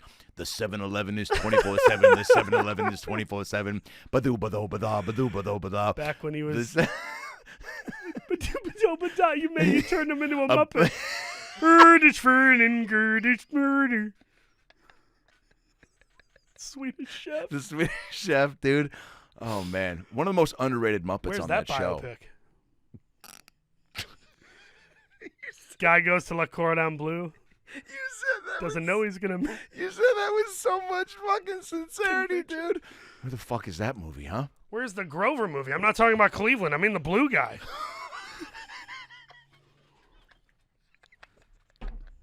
By the way, shout out to my man for wearing that Green Bay hat. Go Pack, go. Same here. I'm becoming more and more a fan of Aaron Rodgers, man. Dude, he's the coolest. I did a sketch with him for the ESPYs. He was awesome. What? Super cool. His favorite movies are like Princess Bride, My Python and the Holy Grail, and Big Lebowski. Oh, he's got he the gets best it. taste in movies. Yeah, that rules. Sorry, Mr. Lipton, you're totally screwing me over on my question. Oh, man. This is my big moment. Sean Penn sat in this chair. better Streisand. Better restaurant. Popcornopolis. Or the Cheesecake Factory. I don't know. I love a menu with 9,000 options. You must be speaking of Popcornopolis. Yes. Well, what sound or noise do you hate? Sound or noise do I hate? The sound of somebody doing that clicking thing where they'll just go. Oh, yeah. What is that? And it's like, is there fucking There's no point to grandfather that. clock in your esophagus? What is that noise? Yeah, it's not like cracking your knuckles where you feel like you're like releasing something. That is No. just like truly to be annoying. It's not satiation. It's your own anger that you're taking out in a minuscule fashion. Yeah. Where's that biopic? That's a good T-shirt, by the way. Where's that biopic? How do we put the title? The title is the sound. How do we put that in I don't know how to phonetically. How do we do it? What profession other than your own would you like to attempt? In the words of Kate Hudson, playing Drew Barrymore in the spoof of Inside the Actors Studio in the late 90s SNL, a knife maker. Oh, my God. What a fucking great answer. What profession would you not like to do? I don't think I would be a very good male model. I don't know. When we worked out and I was able to come work out with Paul, which, by the way, you're crushing it and we're crushing it. Thanks, and man. you're Got a looking ways to great. go, but You're looking yeah. great. Thanks, man. You generously came out of the locker room, showered and clean, waxed and taxed and vaxxed, and you came out and you, I think, tied your shirt up and then leaned up against the wall effortlessly. Yeah. And I grabbed a That's, couple shots to send to JCPenney kids, and they have not responded yet. But that you doesn't mean no. Why are you laughing? Oh, it's a bit. We got you there. We got you there. We got you there. No, All right. I'll lean- settle for Sears and Roebuck. I don't need JC. you leaned up on that door thing very. Oh yeah, I showed you the basement. I showed off the basement like it was the foyer. Yeah, but you had a lot of like natural swag as far as like in the pose department, which that's what you need. I feel like as a model, right? You got to be comfy in front of the lens. And a visible Adam's apple is part of it too. I'll bet. And I'm not there yet. 1,000%. I'm not there yet. It's Or a somewhere little- behind that turkey gobble and freaking Santa sack in my front of my face. The Adam's apple, or I feel like a little bit of crack. At ass crack? What other type of crack is there? Ladies and gentlemen, you need somebody to unclog your pipes. Is this a Jenny's commercial? All right, You last walk into question. Jenny's, you smell the veritable sugar in your nose, and some guy just comes up and starts massaging your clavicle with his thumb, just rotating counterclockwise, going, "What's your favorite flavor?" And I go, "Not now, Bo Bridges." Sorry, I don't know why. I Paul pulled him into Bridges this. works at Jenny's? Not now, French Stewart. Is that the guy from the movie The Wizard? I love that he just brought up the Wizard. Tobey Maguire's on-screen debut, I believe. Shut up. Simon, is that right? Is he My boy Fred Simon Savage's Bennett knows brother? Toby. No, the kid who's the gamer is the kid who would go on to star in Little Big League. Yes. Luke Evans. Yeah. No, Luke Edwards. Luke Evans is Gaston in Beauty and the Beast. Yeah. I mean, so I've heard. I don't watch that shit. I fucking read an article once and I was forced to read for a part about how dope Disney movies are. I only eat weights and lift chicken wings. Wait, what was the last question? Sorry. Cut to you singing A Whole New World, both parts, in a Thailand karaoke bar. Don't you Do you know that Some of song? the ideas aren't going to be shows. I don't know if I can sell that. I know. I You don't know travel. if I can sell that to the Travel Channel. You doing Try karaoke as I might. all over the world. You know, real she quick. bangs, she bangs.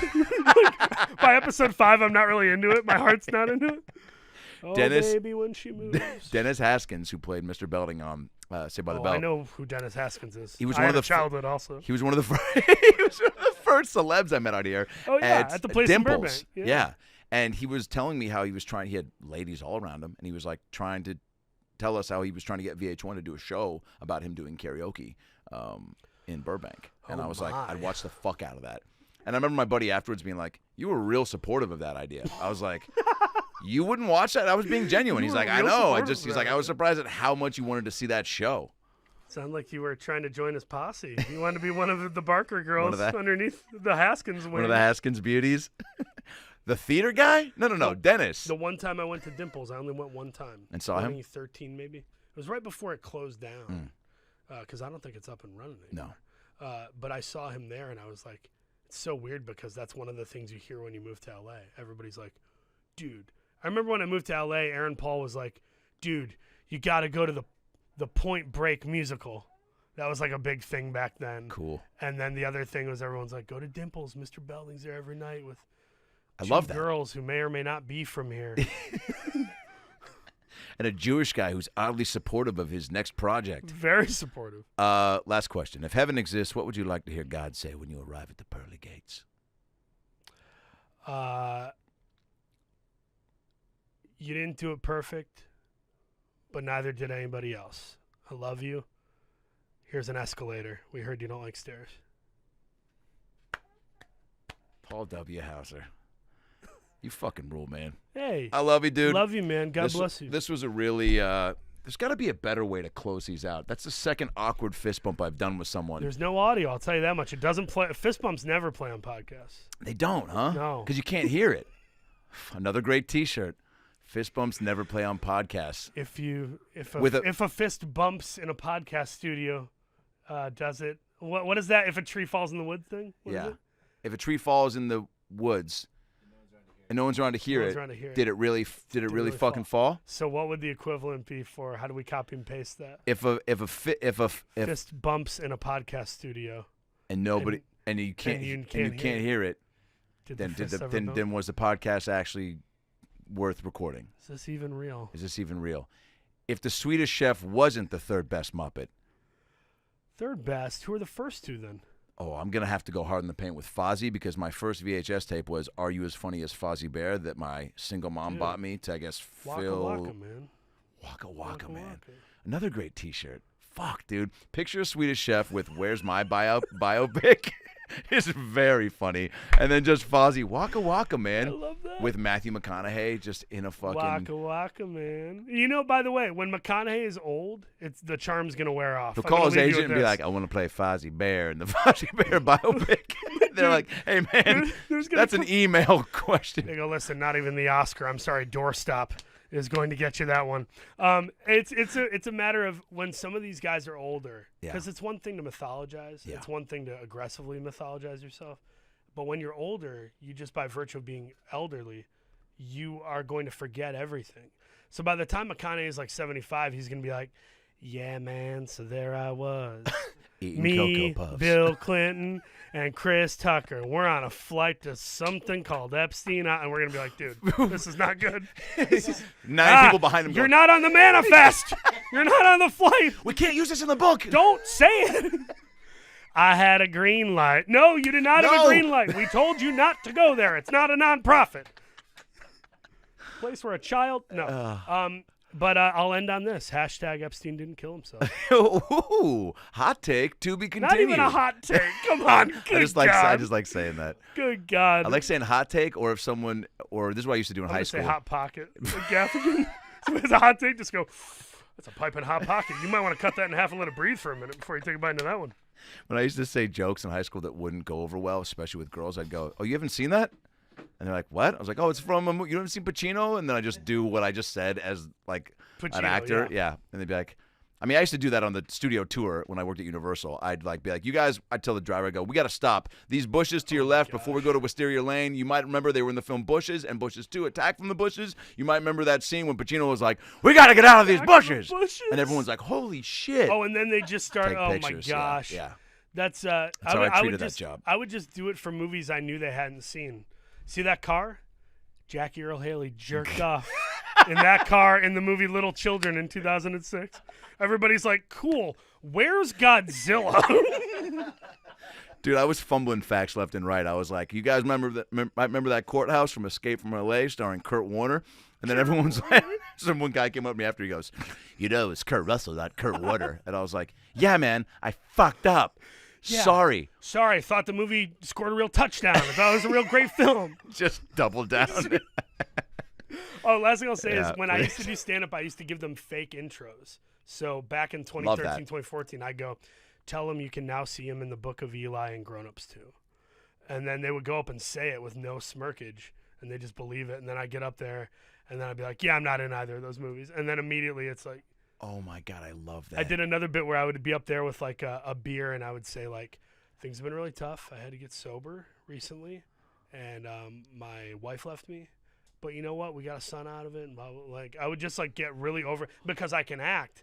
70% of them aren't even looking at the beer in my hand. They're just like, oh, my God. Oh, my God. I go, stand up. Like, we all got to laugh. I take a sip of the beer and go, none of that's true. I'm holding a beer, and I said I've been sober for pay top dollar to see that. It was so fun. That's amazing. Someday you put me on your lineup again. 1,000%, dude. And this time I'll do 10 minutes and fart around. It'll be fun. 1,000%. You're a gangster. You are. I feel lucky to be around at this chapter of your life.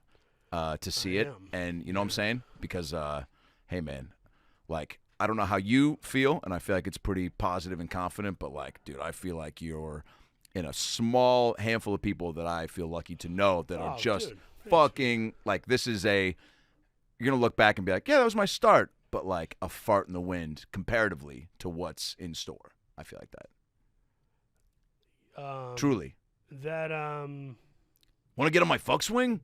Sorry, dude. I'm not good with silence and emotion. No, it's a podcast. Silence isn't supposed to be part of it, but that means a lot. Yeah, more than you think probably. And I think the worst version of me is the guy who cares too much about the elevation. Yeah. The best version is the guy who's still cracking the inappropriate joke in front of all the people who still don't really know his name. Good.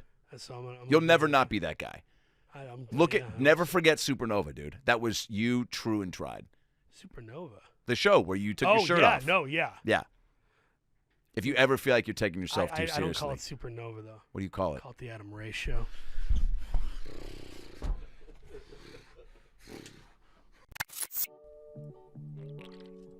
Zoa. Thanks, Rock.